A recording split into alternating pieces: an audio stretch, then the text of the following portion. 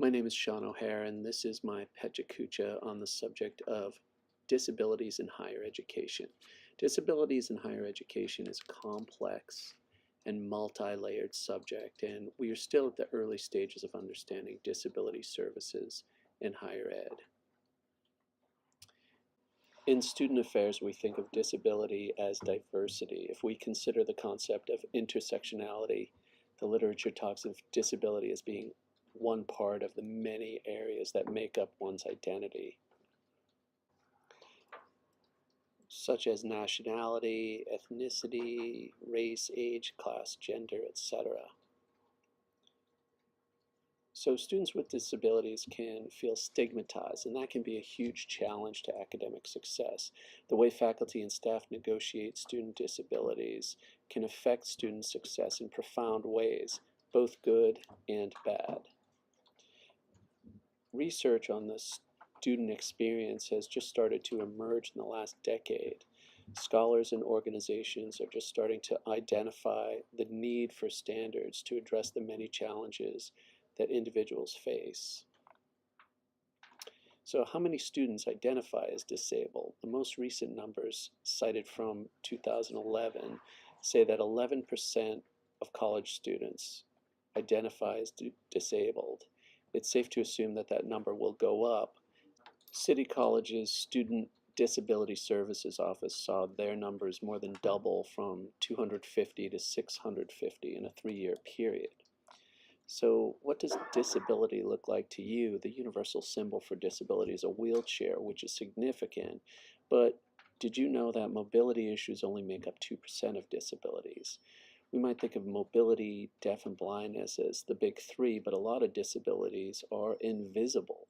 Students face a lot of different types of challenges that include chronic physical conditions, mental health issues, learning challenges. People are on the spectrum. They might have Tourette's or a peanut allergy. So what are people's legal rights? The Americans with Disabilities Act of 1990 is the touchstone law covering people's basic access, employment, and education rights. The ADA Amendment of 2008 broadened the definition of disability, and the Higher Education Opportunity Act of 2008 applied rules from an earlier act called the Individuals with Disabilities Education Act from 1975 and applied them to higher ed. These laws inform the guidelines for professional organizations, so the ACPA, NASPA, professional competencies areas for student affairs, educators, cover disabilities under 3 sections, which include student learning and development, social justice and inclusion, and law, policy, and governments. As a librarian, my organization is the American Libraries Association, the ALA.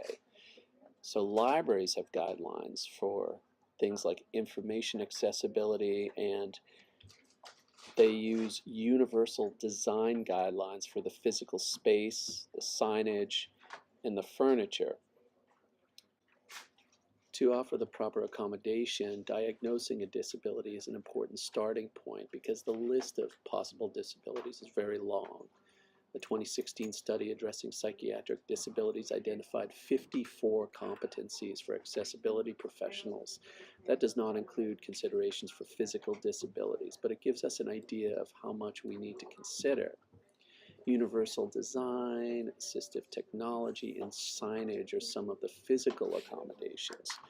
Those with invisible disabilities might need extended time, note-taking assistance, concessions for missed classes, and extra counseling, among other things.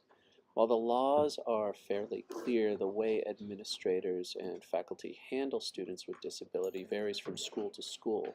Overall, there is limited training for administration and faculty on how to help students with disabilities, and that can greatly affect the student experience. College students have to self-identify as disabled. Some college students have never had to self-advocate for services before, so that can be a challenge, and they do need guidance going forward. And that often requires extra counseling. A 2012 study followed 90 students who self-identified, and 25% left college after the first year. 51% of the original group left indefinitely after 3 years. It should be noted that this was a community college. So the student experience. What is the student experience like? B. Hong did a qualitative study of 16 college students with disabilities who wrote down their experiences. This was the first study of its kind to really get inside the experience of students coping with disabilities. The study revealed interactions with staff and faculty were inexperienced in providing services and accommodations. Students reported cold or indifferent counselors fielding requests for accommodations. One asked a student what accommodations he needed. Also, faculty can be unwelcoming and inflexible. But one really good advocate for a student does make all the difference. Students with good experiences cited staff who advocated for them and faculty who encouraged them in their academic pursuits. To conclude, it feels as if we're in a transitional period. Federal laws protecting rights for the disabled have made great strides since the mid-70s. As laws and policies raise awareness, services for students with disabilities will become more visible, more common, and with less stigma for the students.